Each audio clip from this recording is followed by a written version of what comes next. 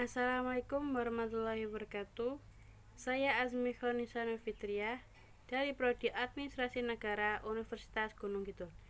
Di sini saya akan memaparkan materi yang bertema perilaku kelompok. Langsung saja. Di sini saya akan membahas 1.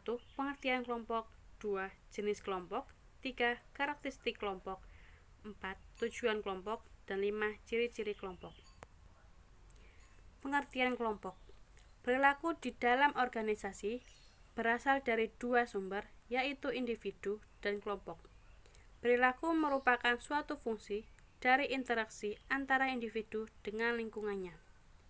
Sedangkan kelompok merupakan dua individu atau lebih yang berinteraksi dan saling bergabung untuk mencapai sasaran tertentu. Perilaku kelompok merupakan respon-respon anggota kelompok terhadap struktur sosial kelompok dan norma yang diadopsinya. 2. Jenis-jenis kelompok. Jenis-jenis kelompok di sini ada dua, yaitu 1. Kelompok formal, yang di dalamnya ada kelompok komando dan kelompok tugas. 2. Kelompok informal, yang di dalamnya ada kelompok kepentingan dan kelompok persahabatan. 3. Karakteristik kelompok. 1. Adanya dua orang atau lebih. 2. Berinteraksi satu sama lain, saling berbagi beberapa tujuan yang sama. 4. Melihat dirinya sebagai suatu kelompok. 4. Tujuan kelompok. Apa sih tujuan kelompok?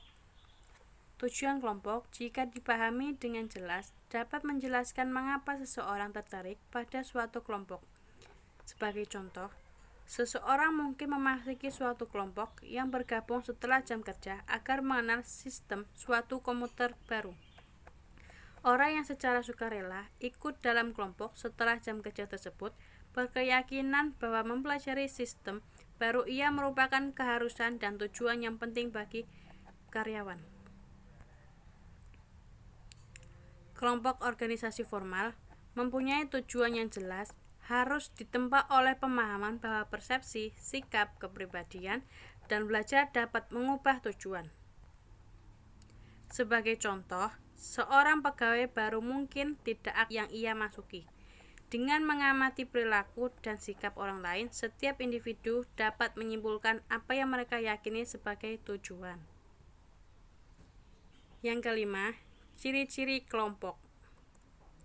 1. Para anggota kelompok tersebut sangat tertarik pada kelompok dan mereka bersikap loyal terhadap anggota-anggotanya dan termasuk di dalamnya pihak pimpinan kelompok. 2. Para anggota dan pimpinan kelompok tersebut memiliki kepercayaan dan keyakinan tinggi pada mereka masing-masing. 3. Nilai-nilai dan tujuan-tujuan kelompok merupakan suatu integrasi dan ekspresi dari nilai-nilai relevan dan kebutuhan-kebutuhan anggotanya. 4. Seluruh aktivitas integrasi, pemecahan masalah, pengambilan keputusan kelompok tersebut berlangsung dalam suatu saling bantu-membantu, saran-saran kelompok, ide-ide, informasi kritik, semuanya disajikan dengan tujuan saling membantu kelompok. 5. Kelompok yang bersangkutan amat bergairah untuk mengembangkan potensi penuh para anggotanya. 6. Kelompok tersebut memahami nilai konformitas yang bersikap konstruktif dan diketahui kapan hal itu akan digunakan untuk maksud tertentu. 7.